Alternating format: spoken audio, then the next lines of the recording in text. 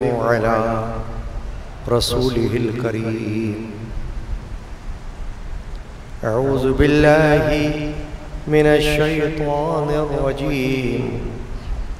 بسم الله الرحمن الرحيم.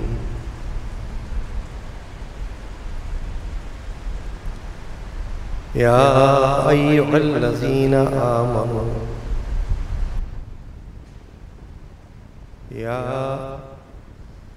أعوذ بالله من الشيطان الرجيم. بسم الله الرحمن الرحيم. يا أيها الذين آمنوا استعينوا بالصبر والصلاة إن الله مع الصابرين. صدق الله مولانا العظيم. ببركة إن الله وملائكته يصلون على النبي يا أيها الذين آمنوا صلوا عليه وسلموا تسليما. اللهم صل على سيدنا محمد وعلى آله وأصحابه أجمعين. صلاة وسلام عليك يا سيدي يا رسول الله وعلى آلك وأصحابك یا حبیب اللہ. حاضرین کرام، ماہ رمضان المبارک میں بعد نماز ظہر مختصر وقت میں درس قرآن و حدیث اور فقہی مسائل کا بیان کیا جا رہا ہے. اللہ تعالیٰ اس حاضری کو قبول فرمائے. سیاہ ستہ یہ اصطلاح حدیث کی 6 صحیح کتابوں کے لیے استعمال کی جاتی ہے، اور حدیث شریفہ کی صحیح کتابوں میں افضل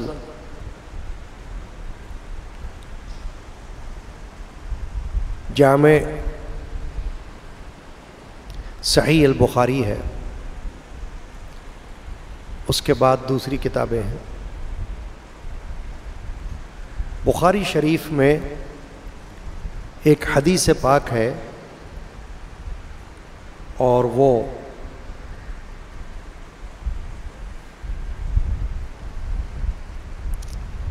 بطور دعا کے بھی ہے.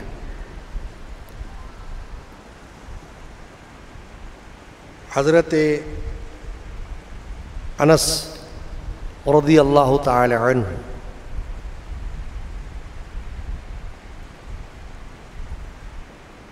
سے یہ حدیث پاک روایت کی گئی ہے.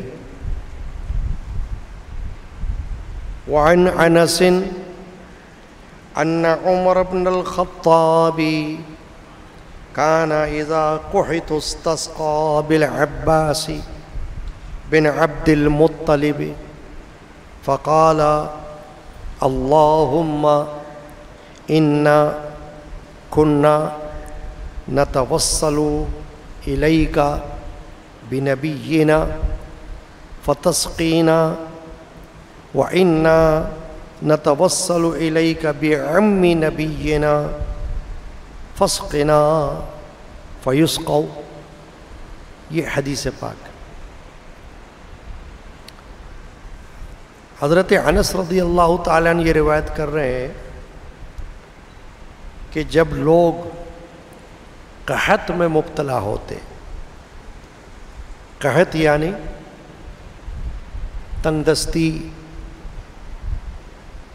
اناج کی کمی، پانی کی کمی، اس کو قحط کہتے ہیں. تو حضرت عمر ابن خطاب رضی اللہ تعالی عنہ جناب عباس ابن عبد المطلب کے وسیلے سے دعائے بارش کرتے اور عرض کرتے اللہم انا کننا نتوسل الیک بنبینا، یا اللہ ہم تیری بارگاہ میں اپنے نبی کا وسیلہ پیش کرتے تھے، تو بارش بھیجتا تھا، اور وَإِنَّا نَتَوَسَّلُ إِلَيْكَ بِعَمِّ نَبِيِّنَا، اور اب ہم تیرے نبی کے چچا کا وسیلہ پیش کرتے ہیں، فَاسْقِنَا فَيُسْقَوْا، تو ہم پر بارش بھیج تو لوگ سیراب کر دیے جاتے تھے۔ یہ حدیث پاک یہاں تک ہے۔ اس میں چند باتیں سمجھنے والی ہیں اور عقیدے سے تعلق رکھتی ہیں۔ اہل سنت و جماعت کا جو عقیدہ ہے وہ اس حدیث پاک سے ماخوذ ہے، اگرچہ یہ عقیدہ جس کو ہم عقیدہ توسل کہتے ہیں، وسیلہ پیش کرنا، یہ قرآن سے بھی ثابت ہے اور احادیث سے بھی ثابت ہے، اور یہاں صحابہ کرام سے بھی ثابت ہو رہا ہے۔ فاروق اعظم رضی اللہ تعالی عنہ خود یہ دعا مانگ رہے ہیں وسیلے والی، تو صحابہ سے بھی یہ عقیدہ توسل ثابت ہو رہا ہے، اور بڑے بڑے اولیاء کرام، اکابر اولیاء اللہ، صوفیاء کرام، ان سب سے عقیدہ توسل ثابت ہے، کسی نے اس کا انکار نہیں کیا۔ اب اس حدیث پاک میں کیا سمجھنا ہے کہ جو روایت کر رہے ہیں حضرت انس رضی اللہ تعالیٰ عنہ، وہ خود بھی صحابی ہیں، تو ان سے بھی یہ بات ثابت ہو گئی کہ وہ اس حدیث کو روایت کر رہے ہیں، انکار نہیں کر رہے۔ پھر اس میں جلیل القدر صحابی اور خلیفہ دوم حضرت سیدنا عمر بن خطاب رضی اللہ تعالی عنہ کا نام آتا ہے، ان سے بھی یہ حدیث توسل والی ثابت ہو رہی ہے، اور حضرت عمر بن خطاب جن کو فاروق اعظم کا لقب ملا ہے، وہ نہ صرف بڑے عظیم صحابی ہیں،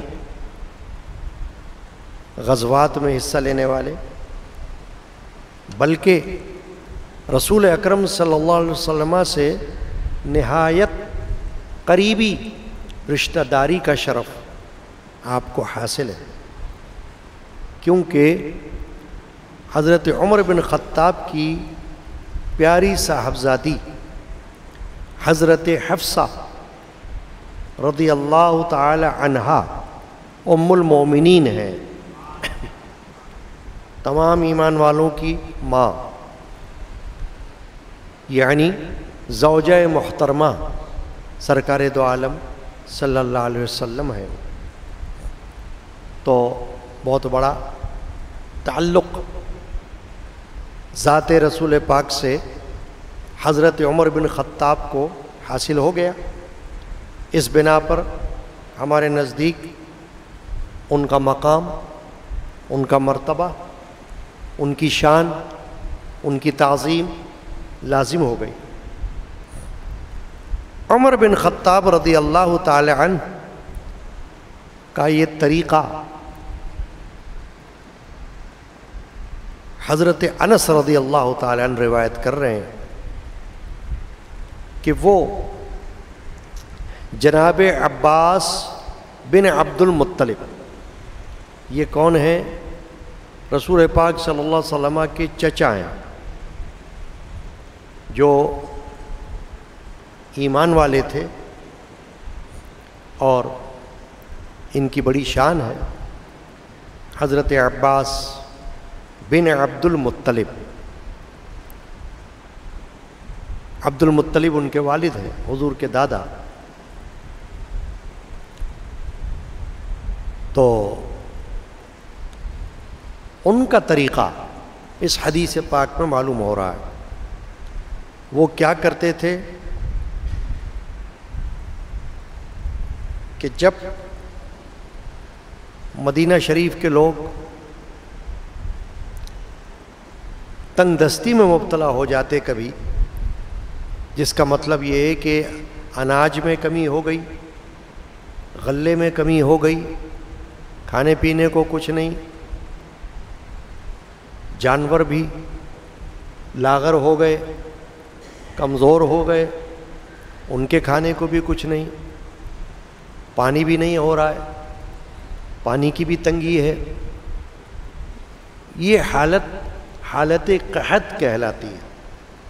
اللہ تعالیٰ بچا کے رکھے، معاف فرمائے ایسی حالت سے، کیونکہ قحط ایک ایسی حالت ہے کہ انسان عاجز اور مجبور ہو جاتا ہے کہ کیا کرے، کہاں سے کھائے، کہاں سے پیے، کیسے گزارا کرے. اس وقت حضرت عمر بن خطاب فاروق اعظم رضی اللہ تعالی عنہ یہ عمل کیا کرتے تھے کہ دعا کیا کرتے تھے اللہ کی بارگاہ میں، اللہم انا کنا نتوسل الیک بنبینا فتسقینا. یا اللہ، ہم ہمارے نبی پاک صلی اللہ علیہ وسلم کا وسیلہ تیری بارگاہ میں ہمیشہ پیش کرتے رہے ہیں، یعنی ایک بار نہیں، یہ ہمارا معمول رہا ہے. اس سے یہ بھی معلوم ہوا کہ وسیلہ، ذریعہ، توسل پیش کرنا ایک ہی دفعہ کا عمل نہیں، یہ صحابہ کرام میں معمول تھا کہ وہ مختلف معاملات میں، مختلف اوقات میں حضور اکرم علیہ الصلوۃ والسلام کا وسیلہ پیش فرمایا کرتے تھے. تو یہ فرما رہے ہیں حضرت عمر بن خطاب کہ یا اللہ، ہم جب قحط میں مبتلا ہوتے تو تیرے نبی جو ہمارے نبی ہیں ان کے وسیلے سے بارش کی دعا کیا کرتے تھے تیری بارگاہ میں کہ یا اللہ ہم پر بارش نازل فرما، بارش برسا. تو بارش بھیجتا تھا. یعنی اس کا مظاہرہ بھی دیکھا ہم نے کہ جب تیری بارگاہ میں رسول اللہ صلی اللہ علیہ وسلم کا وسیلہ ہم نے پیش کیا تو آسمان سے بارش آئی. اسی طرح کبھی حضور اکرم علیہ الصلوۃ والسلام سے دعا کروائی گئی بارش کی تو حضور نے دعا فرمائی، تب بھی بارش آئی. ایک الگ سے حدیث ہے، وہ بھی بخاری شریف کی حدیث ہے کہ جمعہ کا خطبہ ہو رہا تھا، رسول اکرم صلی اللہ علیہ وسلم خطبہ ارشاد فرما رہے تھے کھڑے ہو کر ممبر شریف پر. تو ایک صحابی کھڑے ہوئے، انہوں نے یہ عرض کیا کہ یا رسول اللہ، ہم بارش نہ ہونے کی وجہ سے پریشان ہیں، ہمارے جانور بھی مر رہے ہیں بھوک سے، قحط ہو رہا ہے، آپ دعا فرمائیے کہ بارش ہو جائے. تو رسول پاک صلی اللہ علیہ وسلم نے اسی طرح کھڑے ہوئے ہاتھ مبارک، دست مبارک اٹھائے اور بارگاہ الہی میں دعا کی بارش کی، تو بارش برسنے لگی. ایک ہفتے تک لگاتار بارش ہوتی رہی. اتنی بارش ہوئی کہ نالے کی طرح بہنے لگے، پانی بہنے لگا. پھر جمعہ میں دوبارہ وہ شخص آئے، انہوں نے آ کر عرض کیا یا رسول اللہ اب بہت ہو گیا، پہلے جانور بھوک سے مر رہے تھے، اب سیلاب سے مریں گے، کیونکہ مدینہ طیبہ کی گلیوں میں پانی سیلاب کی طرح بہہ رہا ہے بارش کا، آپ دعا فرمائیں کہ بارش بند ہو جائے۔ تو رسول اللہ صلی اللہ علیہ وسلم نے دوبارہ دست مبارک بلند فرمائے اور یہ دعا کی کہ یا اللہ یہ بارش اگر برسنی ہے تو یہاں نہ برسے، کہیں اور برستی جائے۔ تو بارش بند ہو گئی۔ یہ بھی حدیث پاک موجود ہے۔ تو کبھی تو اللہ کے رسول صلی اللہ علیہ وسلم سے دعا کروانا اور کبھی ان کا وسیلہ پیش کرنا، یہ صحابہ کا معمول رہا ہے۔ اس لیے دعا کروانے کی بھی بڑی اہمیت ہے، بزرگوں سے، اللہ والوں سے دعا کروانا اپنی حاجات میں، یہ بھی حدیث سے معلوم ہو رہا ہے۔ کیونکہ جس صحابی نے نبی پاک صلی اللہ علیہ وسلم سے دعا کروائی وہ تو خود بھی کر سکتے تھے۔ یہ دعا کرنا کون سا مشکل کام ہے، یا اللہ بارش بھیج، یا اللہ بارش برسا، لیکن انہوں نے بارگاہ رسالت میں حاضر ہو کر عرض کیا کہ حضور آپ دعا فرمائیں، آپ کی دعا اور ہماری دعا میں زمین آسمان کا فرق ہے، اللہ تو ایک ہی ہے، آپ کا بھی ہمارا بھی، مگر ہمارے الفاظ، ہماری زبان، ہماری اوقات، ہماری ذات یہ کچھ اور ہے اور آپ کی ذات پاک کچھ اور ہے، آپ کی ہستی کے تو کچھ شان ہی کما حق کو کوئی بیان نہیں کر سکتا، تو آپ دعا فرمائیں گے تو اس کی تو کچھ شان ہی اور ہوگی، آپ دعا فرمائیں۔ تو معلوم ہو گیا، یہ عقیدے ہیں جو ہمیں یاد رکھنا چاہیے۔ اب یہ جو انہوں نے عرض کیا بارگاہ الہی میں، عمر بن خطاب فاروق اعظم رضی اللہ عنہ، کہ اے اللہ ہم تیرے نبی، ہمارے نبی صلی اللہ علیہ وسلم کا وسیلہ پیش کیا کرتے تھے تو تو بارش برساتا تھا، ہم سیراب ہو جاتے تھے۔ اب حضور اکرم علیہ الصلوۃ والسلام دنیا میں بظاہر موجود نہیں، پردہ فرما گئے، تو وَإِنَّا نَتَوَسَّلُ إِلَيْكَ بِعَمِّ نَبِيِّنَا، عم کہتے ہیں چچا کو عربی میں، اور چچا کون ہے؟ حضرت عباس بن عبد المطلب، جو کہ حالت اسلام میں فوت ہوئے۔ ایک بات ہمیشہ یاد رکھنا ہے کہ وسیلہ جب بھی کسی ذات کا اللہ کی بارگاہ میں پیش کیا جائے گا تو اس کا حالت اسلام میں داخل ہونا یہ ضروری ہے، تاکہ بارگاہ الہی میں اس ذات کا وسیلہ ہو جو اللہ پر ایمان رکھتا ہے، ایک اللہ پر۔ تو حضرت عمر بن خطاب نے عرض کیا کہ اے اللہ اب ہم اپنے نبی کے چچا، ہمارے جو نبی ہیں ان کے چچا، ان کا اب وسیلہ تیری بارگاہ میں پیش کر رہے ہیں، فسقنا، تو ہم پر تو بارش برسا، فیسقوا، تو لوگ سیراب ہو جاتے تھے۔ یہ حدیث پاک میں۔ اب محدثین نے اس پر شرح لکھی، تشریح فرمائی اس حدیث کی۔ تو پہلی بات تو یہی بات بتائی کہ اس میں عقیدہ توسل ظاہر ہو رہا ہے، اور وہ عام شخصیات سے ظاہر نہیں ہو رہا، صحابہ سے ظاہر ہو رہا ہے۔ حدیث کے الفاظ بالکل واضح ہیں، نتوسلو، ہم توسل کرتے تھے۔ تو یہ جو ہم توسل بولتے ہیں وسیلہ، یہ بھی تو یہی ہوتا ہے نا کہ اے اللہ فلاں کا وسیلہ قبول فرما، نبی کا وسیلہ قبول فرما، ولی کا وسیلہ قبول فرما، صحابی کا وسیلہ قبول فرما، اہل بیت پاک کا وسیلہ قبول فرما. ہوتا ہے نا یہ؟ تو یہی تو ہوتا ہے، یہ وسیلہ ہی تو ہوتا ہے. اب جیسے میں آپ کو ایک مثال بتا دوں، میں نے یہ کہا کہ اکابر اولیاء کرام صوفیہ اعظام کا یہ عقیدہ رہا ہے. اب اس کی مثال دیکھ لو آپ. بہت بڑے صوفی شیخ جو کہ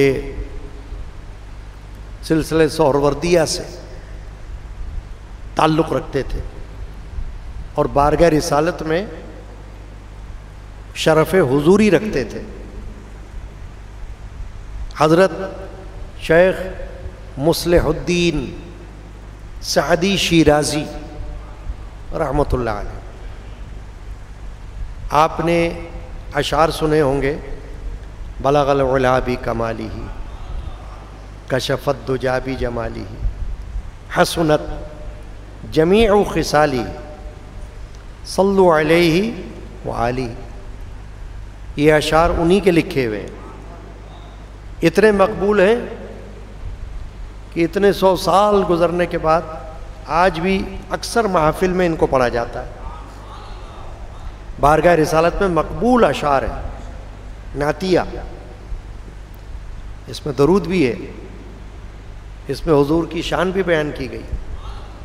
حضرت شیخ سعدی شیرازی نے اہل بیت پاک کا توسل بنی فاطمہ حضرت خاتون جنت سلام اللہ علیہا کی اولاد پاک کا توسل اللہ کی بارگاہ میں پیش کیا. ان کی یہ رباعی مشہور ہے، الہی بحق بنی فاطمہ کہ برقول ایمان کنی خاتمہ، اگر دعوتم رد کنی ور قبول منو دستو دامان آل رسول صلی اللہ علیہ وسلم. الہی اے اللہ بحق بنی فاطمہ. اب یہ بحق بنی فاطمہ کا معنی ہی یہ ہے کہ یا اللہ بنی فاطمہ کا وسیلہ. تو آپ کا عقیدہ تھا تو آپ نے دعا مانگی نا. آپ عالم تھے، فاضل تھے، شیخ تھے، صوفی تھے، اللہ کے قرب رکھنے والے تھے. خدا نہ خواستہ اگر وسیلہ جائز نہ ہوتا اور وہ بھی بنی فاطمہ کا، تو پھر آپ یہ وسیلہ پیش نہ کرتے. مگر آپ نے یہ اشعار پیش کیے کہ یا اللہ ہم تیری بارگاہ میں بنی فاطمہ کا وسیلہ پیش کرتے ہیں کہ برقول ایمان کنی خاتمہ، کہ ہمارا خاتمہ ایمان پر فرمانا. ان کے وسیلے سے وہ ایمان والے تھے تو ہمیں بھی ایمان پر ہی موت دینا اور زندگی میں بھی ایمان پر رکھنا. اگر دعوت امرت کنی ور قبول، میری دعا قبول ہو جائے یا رد ہو جائے وہ تو تیری مرضی ہے. منو دست و دامان آل رسول، میں اور میرے ہاتھ ہیں اور آل رسول کا دامن ہے میرے ہاتھ. یعنی ان کی لاج رکھ لیں، میں نے آل رسول کا واسطہ دیا ہے تجھ کو، تو اس واسطے کو قبول فرما. اب آپ کو مثال اولیاء اللہ سے، صوفیہ سے بھی معلوم ہو گئی. آپ خود بھی یاد رکھیں، کسی اور کو بھی بتا سکیں. کوئی مانے کا نہ مانے یہ ٹھیکہ ہم نے نہیں لیا ہوا ہے. ہمیشہ یاد رکھیں، ہمیں تو صرف پہنچانا مقصود ہوتا ہے، اس کو عمل کروانا یہ ہماری ذمہ داری نہیں ہے. زبردستی کرنا، لڑنا جھگڑنا یہ ہمارا کام نہیں ہے. ہمارا کام تو خود عمل کرنا اور کسی کو بتا دینا ہے. مان لے تو ٹھیک، نہ مانے اس کی مرضی۔ اب محدثین نے فرمایا کہ ایک تو بات یہاں سے سب سے بڑی یہ بات معلوم ہوئی کہ وسیلہ بالکل جائز عمل ہے، اور رسول پاک کا وسیلہ یہ تو بہت بڑا وسیلہ ہے، اس سے بڑا وسیلہ ہمارے پاس کیا ہوگا کہ خود سرکار دو عالم صلی اللہ علیہ وسلم کی ذات پاک کو ہم نے وسیلہ بنایا۔ اب ایک بات اور ہے کہ یہ دعا کون مانگ رہے ہیں؟ صحابی۔ کون؟ عمر بن خطاب۔ یاد رکھیں نا بات، فاروق اعظم دعا مانگ رہے ہیں نا، بہت بڑی شخصیت ہے، ان کے بارے میں ہم یہ تو نہیں کہہ سکتے ارے بھائی معاذ اللہ ان کو کیا پتا، یہ تو نہیں کہہ سکتے نا ہما شما کے لیے تو ہم کہہ دیتے ہیں ان کو کیا پتا بھائی، ان کے پاس علم نہیں ہے بھائی۔ تو کیا فاروق اعظم کے پاس علم نہیں ہوگا تو پھر کسی کے باپ کے پاس ہوگا؟ فاروق اعظم رضی اللہ تعالی عنہ، جن کو رسول اکرم علیہ الصلوۃ والسلام کا ساتھ ملا، صحابیت کا شرف ملا، قرابت کا شرف ملا، ہاں ابھی میں نے بتایا، تو ان کے پاس علم نہیں ہوگا تو کس کے پاس ہوگا؟ رسول پاک صلی اللہ علیہ وسلم نے تو حضرت عمر بن خطاب کے لیے ایک حدیث میں یہ ارشاد فرمایا کہ اگر میرے بعد کوئی نبی ہوتا تو عمر بن خطاب ہوتے۔ یہ حدیث مشہور ہے۔ ایک حدیث میں یہ فرمایا کہ حق عمر کی زبان پر جاری ہوتا ہے، یعنی عمر کی زبان سے حق نکلتا ہے، ناحق بات نہیں نکلتی۔ ایک حدیث میں یہ فرمایا کہ عمر جس راستے سے گزر جاتے ہیں شیطان وہ راستہ چھوڑ دیتا ہے، یعنی ڈرتا ہے حضرت عمر سے، ان کا روب دبدبہ ایسا ہے، شخصیت ایسی روب والی ہے کہ شیطان گھبراتا ہے ان سے۔ تو جس سے شیطان گھبرائے اس کی شان کیا ہوگی؟ وہ یہ دعا کر رہے ہیں۔ مگر میں ایک اور بات بتا رہا ہوں کہ وسیلے کی دعا خود رسول پاک نے تعلیم فرمائی۔ اب بتائیے اس سے بڑھ کر کیا بات ہو؟ معاملہ ہی ختم ہو گیا سارا۔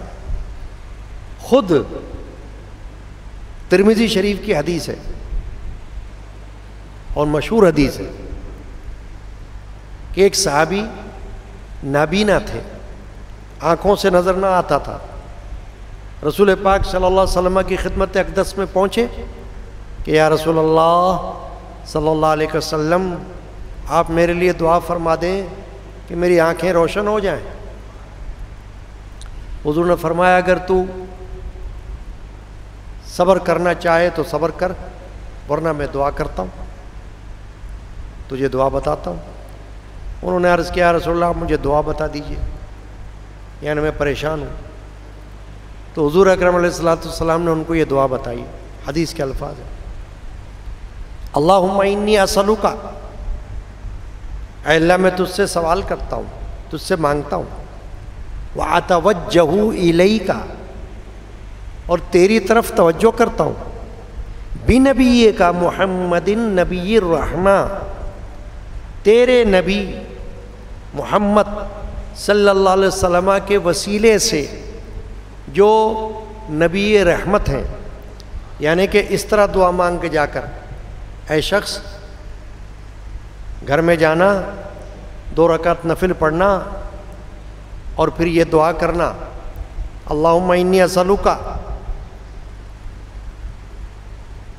واتوجہ الیک بنبیک محمد نبی الرحمہ، یا محمد صلی اللہ علیہ وسلم انی توجہت بک الی ربی ان تقضی حاجتی، اے محمد صلی اللہ علیہ وسلم میں نے آپ کے ساتھ توجہ کی اپنے رب کی طرف، انی توجہت بک، میں نے آپ کے وسیلے سے توجہ کی اپنے رب کی طرف اپنی حاجت میں کہ میری حاجت پوری ہو جائے۔ تو صحابہ فرماتے ہیں کہ اس شخص نے دعا مانگی تو اللہ تعالیٰ نے اٹھنے سے پہلے اس کی آنکھوں کو روشن کر دیا۔ یہ مشہور حدیث ہے، آپ کسی عالم سے جا کر پوچھو کہ یہ حدیث ہمیں ملتی ہے، کہاں ہے؟ تو اس میں تو خود حضور دعا فرما رہے ہیں، ان کو خود تلقین فرما رہے ہیں کہ میرا وسیلہ پیش کرو۔ تو بعض لوگ سرے سے وسیلے کے منکر ہیں، یہ ان کی جہالت ہے، یعنی مانتے ہی نہیں وسیلہ توسل کو، کہتے کیا ضرورت ہے، بس ڈائریکٹ اللہ سے مانگو، براہ راست اللہ سے مانگو۔ تو اللہ سے براہ راست بھی مانگا جا سکتا ہے، اگر اس وقت وسیلہ کا کوئی نام نہیں لیا گیا، وہ دعا رد نہیں ہو رہی، وہ دعا جائز ہے، مگر فضیلت کیا ہے؟ مسنون عمل کیا ہے کہ وسیلہ پیش کرنا۔ اب دیکھیے نا، مسنون عمل ہم کہتے ہیں اس عمل کو جو یا تو رسول اللہ صلی اللہ علیہ وسلم سے ثابت ہو، جیسے ابھی حدیث سنی آپ نے، حضور نے خود دعا بتائی کہ ایسی دعا مانگو کہ یا اللہ میں تیرے نبی کے وسیلے سے دعا کرتا ہوں، یہ تو خود حضور کا عمل ہو گیا، اس کو بتایا۔ اور پھر صحابی عمر بن خطاب رضی اللہ عنہ کا عمل، یہ بھی مسنون عمل کہلایا، کیونکہ حدیث پاک کیا ہے کہ علیکم بسنتی وسنت الخلفاء الراشدین، حضور اکرم علیہ الصلوۃ والسلام نے فرمایا تم پر میری سنت لازم ہے، علیکم بسنتی، میرا طریقہ تم پر لازم ہے، وسنت الخلفاء الراشدین، اور جو میرے بعد خلفاء ہوں گے ان کا طریقہ بھی تم پر لازم ہے، یعنی ان کا طریقہ بھی سنت ہے۔ چنانچہ آپ دیکھیں آج لوگ تراویح پڑھ رہے ہیں، یہ تراویح باجماعت مسلسل پورے رمضان شریف میں، یہ کس کی سنت ہے؟ عمر بن خطاب رضی اللہ تعالی عنہ کی۔ ایک عالم اس پر لگا ہوا ہے، کوئی مانے کہ نہ مانے، کیونکہ حضرت عمر بن خطاب نے لوگوں کو جمع کیا ایک امام کی متابعت میں، امامت میں نماز ادا کرنے کے لیے تراویح والی، تو آج تک تراویح ہو رہی ہے باجماعت۔ تو یہ عمر بن خطاب کی سنت ہے، اگرچہ ارادہ فرمایا تھا رسول اکرم نے صلی اللہ علیہ وسلم نے، مگر آپ نے پورا مہینہ لوگوں کو نماز نہیں پڑھائی، اس وجہ سے کہ فرمایا ہو سکتا ہے کہیں فرض نہ ہو جائے پھر تم ادا نہ کر سکو، تو اس لیے بچنے کے لیے حضور نے ترک فرما دیا۔ مگر جب لوگ منفرد پڑھ رہے تھے تو عمر بن خطاب نے ان کو ایک امام پر جمع کر دیا۔ یہ ایک مثال بیان کی میں نے، طریقہ سنت۔ تو عمر بن خطاب کا عمل معلوم ہو رہا ہے کہ وہ وسیلہ پیش کر رہے ہیں۔ اب دوسرا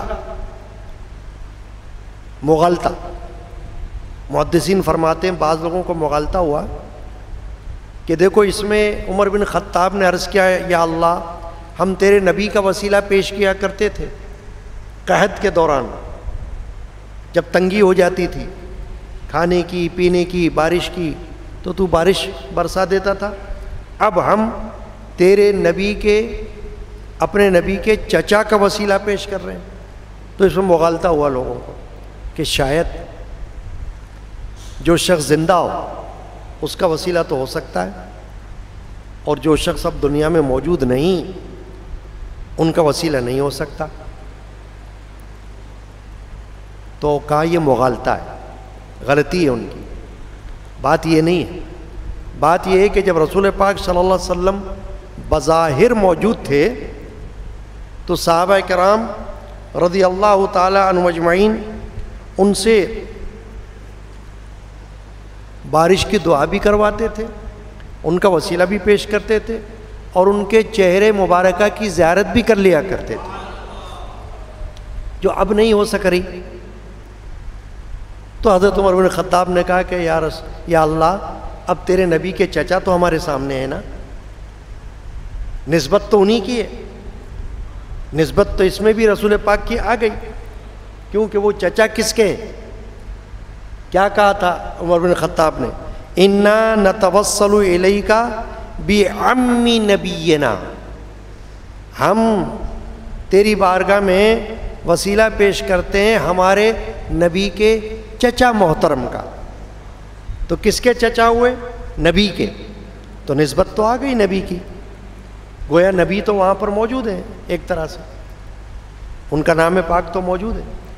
تو نبی اکرم علیہ الصلوۃ والسلام ہمارے نزدیک تو عقیدہ اہل سنت میں اور حدیث شریفہ کی روشنی میں حیات النبی ہیں، ہمیشہ زندہ ہیں۔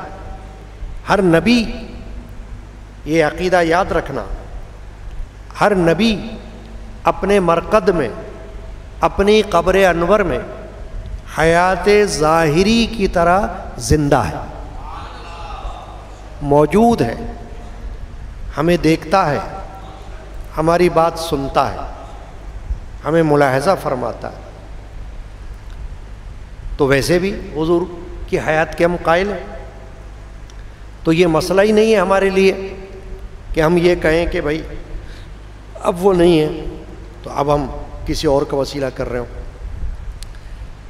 عمر بن خطاب کا مقصد یہ تھا کہ حضور بظاہر موجود تھے تو ان کی زیارت بھی ہو جاتی تھی، ان سے کلام بھی ہوتا تھا، ان سے بات چیت بھی ہوتی تھی۔ اب اس پر پردہ ہے، ایک حجاب ہے قدرت کی حکمت کے تحت، تو اب ہم اے اللہ تیرے نبی کے چچا کا وسیلہ پیش کرتے۔ پھر ایک اور بات اور سمجھ لیجئے آپ، کوئی اگر یہ کہے کہ رسول کی زندگی میں تو وسیلہ صحیح ہے، وہ خود موجود تھے تو، لیکن اب وہ بظاہر اس طرح چلتے پھرتے ہمارے سامنے نہیں ہے، تو ان کا وسیلہ نہیں پیش کیا جا سکتا۔ تو آپ جواب میں یہ کہہ سکتے ہو کہ رسول پاک صلی اللہ علیہ وسلم تو دنیا میں تشریف لا کر سالوں موجود رہے، دین اسلام کی تبلیغ فرمائی، منصب نبوت پر فائز ہوئے، اور بے شمار لوگوں نے ان کے دست اقدس پر اسلام کی دعوت قبول کی، پھر اس دنیا سے اب تشریف لے گئے۔ قرآن تو ہمیں اس سے بھی بڑھ کر ایک بات بتا رہا ہے، وہ بات یہ بتا رہا ہے سورۃ البقرہ میں آیت نمبر 89 میں۔ آپ کبھی گھر میں قرآن مجید کی تفاسیر مطالعہ کریں، سورۃ البقرہ کی آیت نمبر 89، اس میں اللہ تعالیٰ نے ارشاد فرمایا وَكَانُوا مِن قَبْلُ يَسْتَفْتِحُونَ عَلَى الَّذِينَ كَفَرُوا، فرمایا کہ یہ یہودی جب مشرکین کے ساتھ جنگ کیا کرتے تھے، ابھی سرکار دو عالم صلی اللہ علیہ وسلم دنیا میں نہیں آئے تھے، تو وہ اس وقت بھی آنے والے نبی کا وسیلہ اللہ کی بارگاہ میں پیش کیا کرتے تھے۔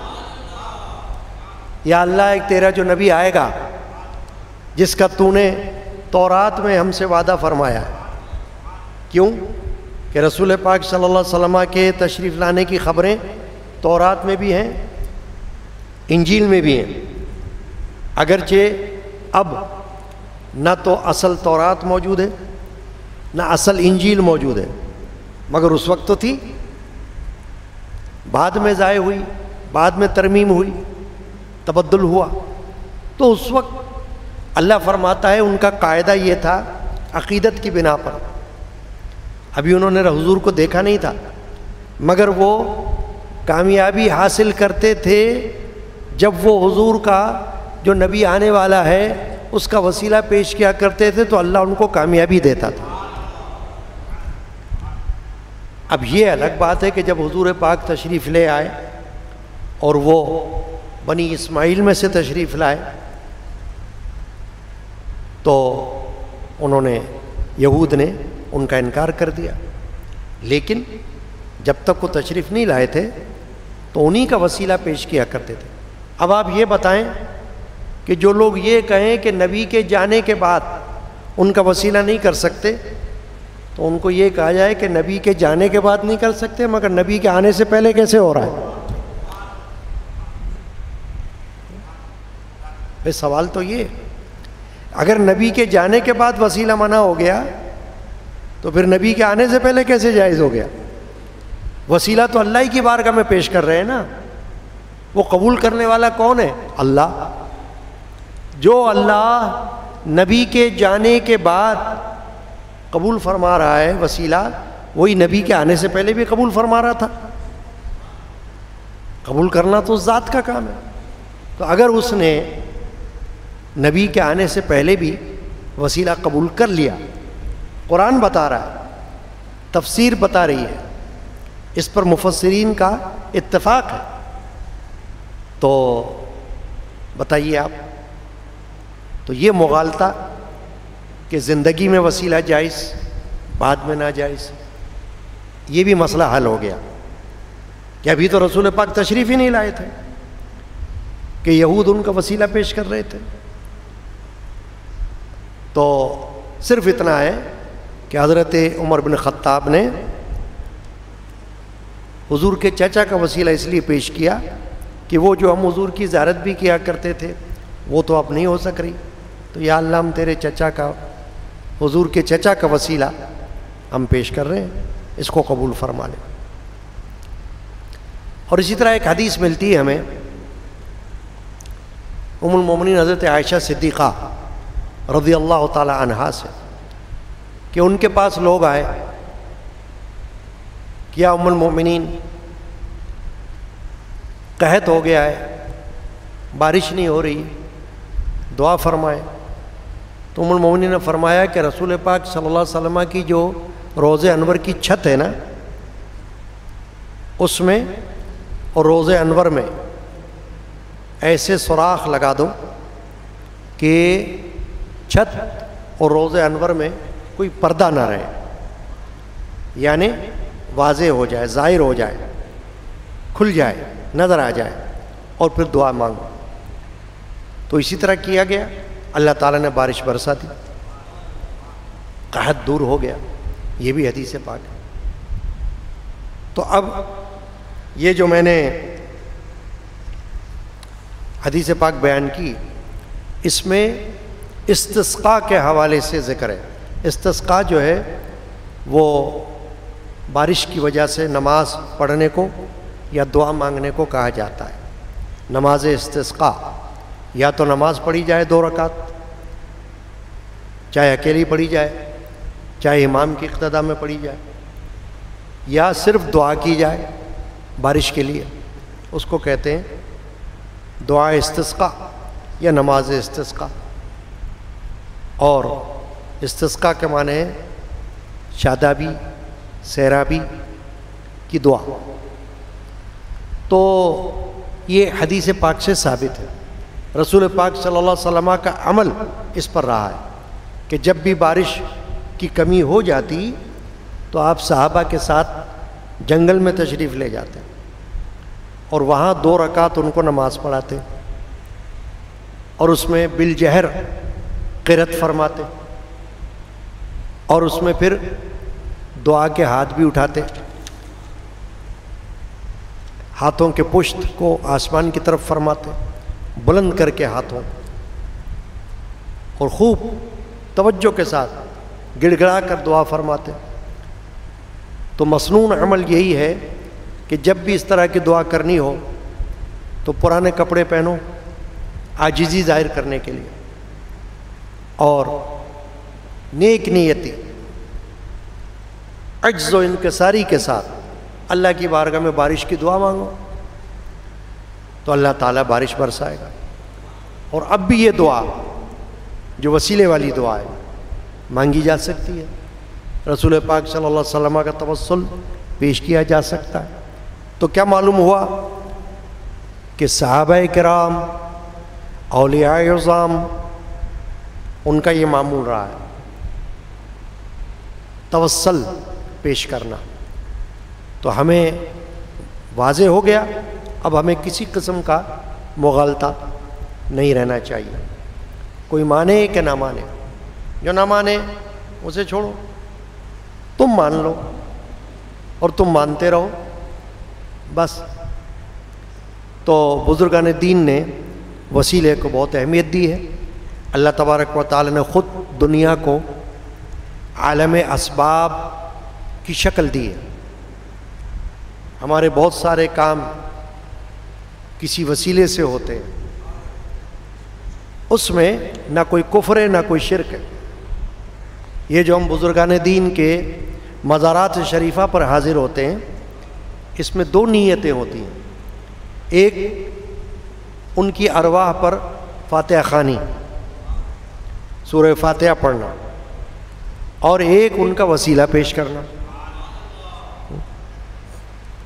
یعنی دعا تو اللہ ہی سے مانگی جاتی، اے اللہ، اے خدا، مگر نیت کیا ہوتی ہے کہ یا اللہ ہم تیرے محبوب بندے، تیرے مقرب کسی بندے کی درگاہ پر حاضر ہیں، تو اس کے وسیلے سے ہماری دعا کو قبول فرما، کیونکہ اللہ کا قرب بہت بڑی نعمت ہے۔ جو لوگ اپنی زندگی میں اپنے اعمال سے، اپنے اشغال سے، اپنی تبلیغ سے قرب الہی کو واضح کر دیتے ہیں، ان کے بارے میں یہ عقیدہ رکھنا کہ وہ اللہ کا قرب رکھتے ہیں، یہ اچھا ہے۔ اسی لیے پھر ان کے دنیا سے رخصت ہونے کے بعد ان کا توسل گھر میں بیٹھے ہوں تب بھی کیا جا سکتا ہے، ضروری نہیں کہ مزار پر جا کر کریں گے تبھی ہوگا توسل، گھر میں بھی ہو سکتا ہے۔ لیکن اگر مزار اقدس پر حاضری ہو گئی، اللہ نے موقع دے دیا، تو شکر کرے اللہ کا کہ ہم ایک اللہ کے مقبول بندے کی بارگاہ میں حاضر ہو گئے۔ اس وقت ایک تو فاتحہ پڑھنا ان کی روح پاک پر، یہ ان کا حق ہے، اللہ سے ثواب کی امید رکھنا، ان کے لیے رحمت نازل ہونے کی امید رکھنا، یہ ان کا حق ہے۔ اور دوسرا یہ کہ ان کا توسل پیش کرنا۔ اللہ تعالی ہم کو یاد رکھنے کی توفیق عطا کرے۔ اللہم صلی علی سیدنا محمد وعلی آلہ وصحبہ اجمعین۔ یا اللہ، آج کے درس کی حاضری کو مجھ گناہگار، سیاہکار، کمینے خلائق سمیت تمام حضرات سمیت اپنی بارگاہ میں قبول فرما۔ جو کچھ حدیث پاک اور قرآن مجید کی روشنی میں بیان کیا گیا ہے، اس کو قبول فرما۔ نبی اکرم مغفر بنی آدم صلی اللہ علیہ وسلم کے وسیلہ سے اے اللہ قبولیت عطا فرما۔ اے اللہ ہم پر بارش نازل فرما، رحمت کی بارش، ہم پر سے اناج کی کمی کو دور کر دے۔ یا اللہ ہم پر رزق روزی میں فراخی عطا کر، ہم پر رزق کو فراخ کر دے، رزق کے دروازے ہم پر کھول دے، ہمیں قحط سالی سے بچا، تنگ دستی سے بچا، ہمیں فراخی عطا کر، بیماریوں سے بچا، حضور کے وسیلہ سے موذی وبا کو دور کر، موذی وبا کو اٹھا لے۔ یا اللہ کل مخلوق پر حضور کے وسیلے سے رحم کر، آمین۔ یا اللہ اپنے محبوبان بارگاہ، صحابہ کرام، اہل بیت عظام، اولیاء کرام، ان کے توسل سے ہماری دعائیں قبول فرما۔ بے اولادوں کو نیک اولاد عطا کر، تندرست نیک اولاد نرینہ عطا کر، بچے بچیوں کے گھروں کو آباد کر، آنے جانے والوں کو حفظ و امان میں رکھ، اور مرشدان پاک کے جان ایمان کا فیض عطا کر۔ انشاءاللہ ہر اتوار کو ماہ رمضان میں اسی طرح درس کا سلسلہ جاری رہے گا، اور اعتکاف کے دنوں میں روزانہ عصر کی نماز کے بعد یہ درس کا سلسلہ جاری رہے گا۔ اللہ سے دعا کر لیں کہ اللہ ہم کو حاضری کی توفیق عطا کرے۔ صلی اللہ تعالی علی محمد وعلی آلہ وسلم۔ لا الہ الا اللہ۔